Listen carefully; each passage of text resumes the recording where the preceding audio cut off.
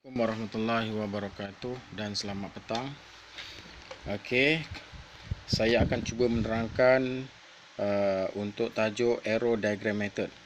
Tajuk ini adalah dalam bab 4, di mana pada subtopik yang pertama dalam bab 4 berkaitan dengan S-curve dan bar chart ya. Jadi untuk subtopik yang seterusnya adalah Arrow Diagram Method.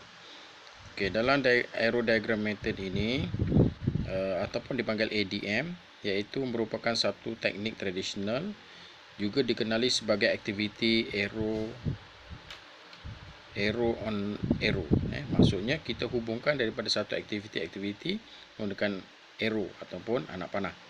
Diperkenalkan pada tahun 1965 oleh DuPont Company, banyak digunakan dalam kerja-kerja kejuruteraan pembinaan, iaitu merupakan satu aplikasi analisa rangkaian secara manual dapat menghubungkan aktiviti dengan kos dan sumber serta kaedah yang efektif dalam penjadualan semasa pembinaan sedang berjalan. Jadi aktiviti anak panah ini merupakan satu asas teknik dalam hubungan aktiviti. Secara ringkasnya, definisi aktiviti merupakan satu kerja yang melibatkan sumber dan masa, dan contohnya kerja-kerja pembinaan ia juga diwakili oleh anak panah.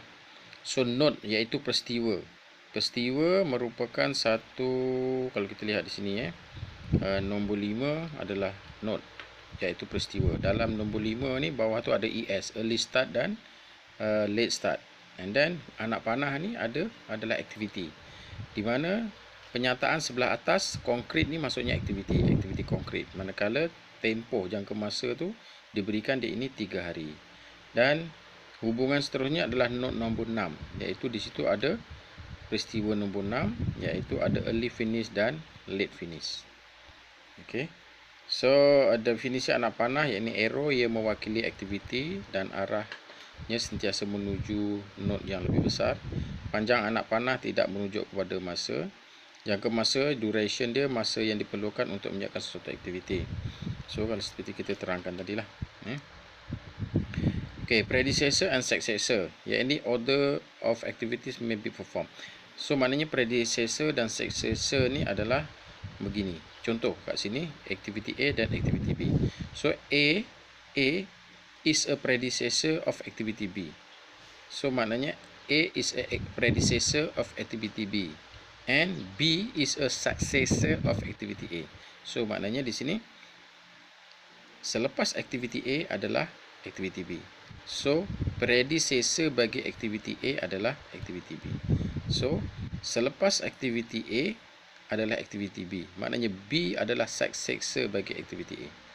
So faham Okay, so dari segi logical relationship, hubungan logiknya, one on one relation, satu ke satu. So maknanya daripada node number 1 to number 5 and then to number 7 have a activity B dan activity G.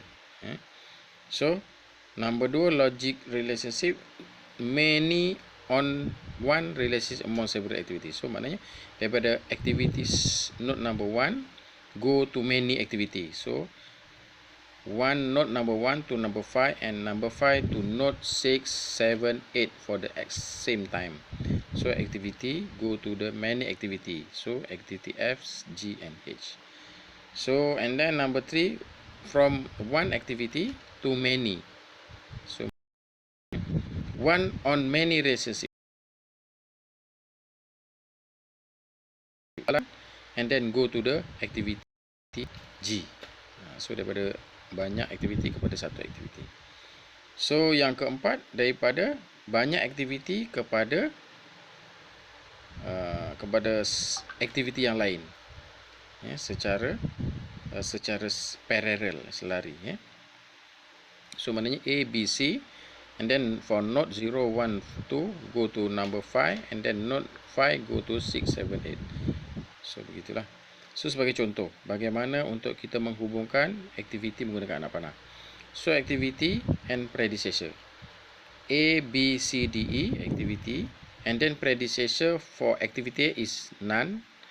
For activity B, predecessor is A, and then for activity C is A and D is B, E and C, D. So kita kena fahamkan kat sini. So maknanya activity A, predecessor for activity A is none, tak ada. So maknanya selepas activity A tak ada activity. So maknanya selepas activity B adalah activity A. Predecessor for activity B is A. Predecessor of activity C is A. And predecessor of activity D is B. And predecessor for activity E is C and D.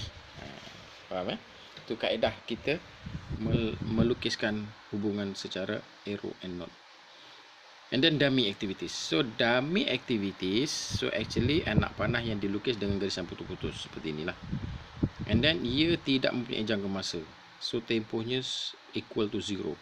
And then the purpose of dummy activities ada dua tujuan. Ia dilukis hanya untuk mengekalkan logik, and then bagi menunjukkan hubungan terdahulu yang tidak dapat digambarkan. So sebagai contoh macam ni. So satu aktiviti, so ada banyak aktiviti, tetapi hubungan antara 2 ke 3 tak ada, antara 6 ke 7 tiada, tapi digunakan dummy activity secara logik. Okay. So kalau kita lihat example 2 ni, contoh 2 aktiviti A, B, C, D, and predecessor for A is none, predecessor for B is A, predecessor for C is A, and D is BC. So kalau kita lihat secara logiknya kita boleh hubungkan beginilah, 1, 2, 3, 4 node aktiviti A, B, C, D. But secara logiknya aktiviti ini perlu ada hubungan dummy. Kalau kita lihat di sini contoh.